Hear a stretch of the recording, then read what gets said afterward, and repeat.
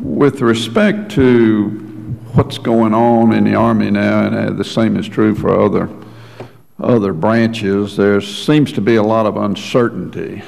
We've got sequestration staring us in the face, and you guys are struggling with that just as we are to try to make life easier for you there. And secondly, you know that you're going to be downsizing your force structure. Number one, how is this affecting those individuals who have been part of this great Army that we have developed over a couple of 100 years into the finest Army in the world?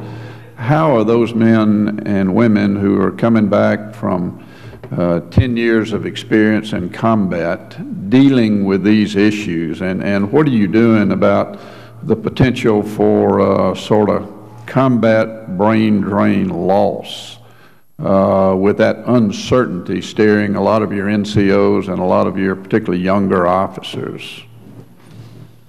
Senator, if I could, so what we're seeing so far is the trends are good. In fact, our attrition rates right now of NCOs and officers is the lowest it's been for some time.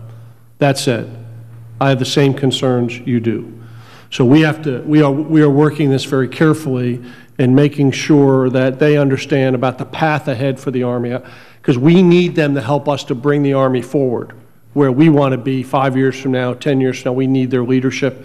And so we're looking at our new leader development program to help adjust them and help them stay interested in order for them to help us to develop what we're going to look like. I think it's exciting for them to look at how we will develop our Army in the future. But the one thing that would help us tremendously in doing this is predictability. And as I said earlier, it's predictability in our budget so we can clearly outline where we are headed as an Army. And if we don't get this predictability, it's going to cause all kinds of problems. It's going to cause potential hollowness in the Army. It's going to cause potential loss of leadership that we developed over a long period of time.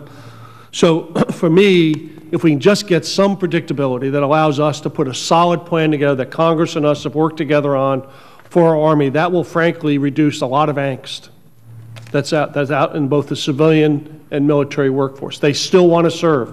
That's not the issue.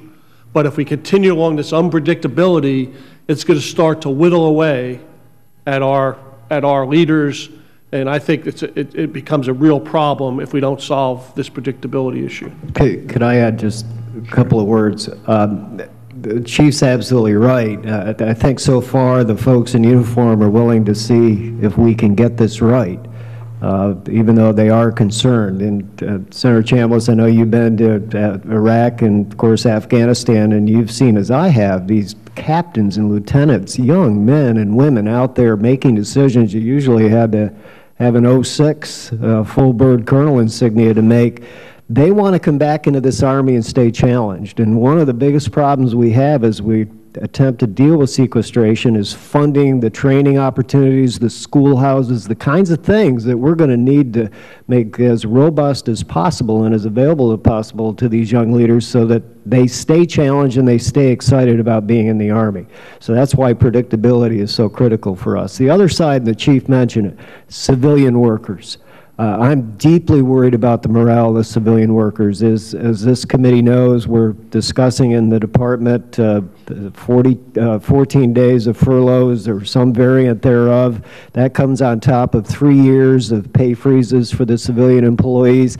They feel a part of this Army as well, and we believe they should. They've been critical to the fight, and their morale is I think, on the downswing. And there are 50,000 U.S. Army civilians who today could walk out the front door with full retirement benefits, and another 25,000 who are eligible to go and receive early retirement benefits. And I'm concerned, again, if we don't get this straightened out so we can at least see a straight path forward, whatever that is, those civilians are going to start to walk on us as well, and in their own way, they're absolutely as important to this fight as every soldier is as well. You know, as an anecdotal example, I was down at the San Antonio Medical Center, down at BAMC, or SAMC we call it now.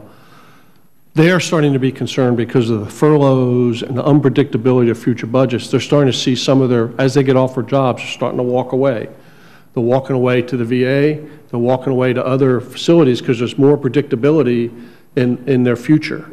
And so we're starting to lose some people because of this unpredictability. That's an anecdotal example, but that's the kind of thing that we'll continue to face unless we can tell them this is what our future is going to be. Yeah.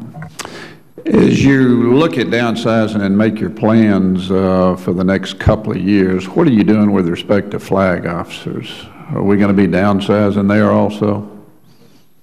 We are in the process of downsizing, and I would just say the Army has the lowest ratio of general officers to soldiers in any other service. I think we're 1 to 1,700 or 1,800. And so we have been very cognizant of doing this, and we have met or going to meet the initial reductions that we put in for ourselves by the end of next year. We'll continue to review this as we downsize the Army. Now, I will say that a lot of our general officers are now in the Joint and Combatant Command world, and so we have to work with the Joint and Combatant Commands to work some of these positions. But within the Army itself, we have downsized, we have reduced ranks, and we have, again, the lowest general officer to soldier ratio of any service, to include the Marine Corps. General, as we come out of Afghanistan, I heard what you just said in response to Senator Donnelly there, but I look at what's going on in Iraq now, and the violence appears to be on the rise. We have no idea, obviously, what difference it would have made had we left a residual force in Iraq. But I know that's under consideration right now as to what we're going to do, what size residual force needs to be there. What's your thought with respect to how we're going to ensure, number one, that violence in Afghanistan does not start on the upswing like we're seeing in Iraq? And then secondly, what size residual force do we need to have to make sure that the Afghans are able to do what we expect them to do? There's a couple of things. I would just make a quick comment about Iraq. I don't think that's that's not a mark against the capability of the security forces. I think those are political issues that are driving that violence. There's been some political divide within the country that's causing, I think, some violence. I think it can be fixed by some political agreements and other things between the parties there. In Afghanistan, it's important that we sustain a long-term commitment from not only the military, but a governmental-wide commitment to them. And if we do that, continuing to help fund for a period of time their security forces, to continue to help them develop in several different areas, I believe that will help us significantly in tamping down the violence, because the security forces, I believe, will have the capability based on the trajectory we were on in Afghanistan. So it's now solving some of the other issues that are necessary to go along with the security capability that will be key to ensuring violence remains low once we leave, Senator. And the size of the force?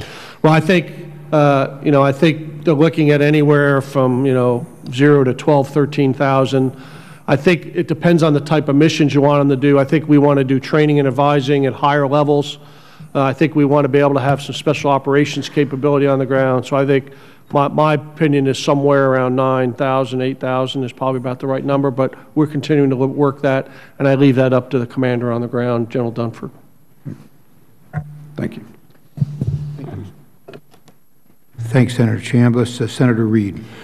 Well, thank you very much, Mr. Secretary and General Odierno, for your not only testimony but for your service. And a lot of the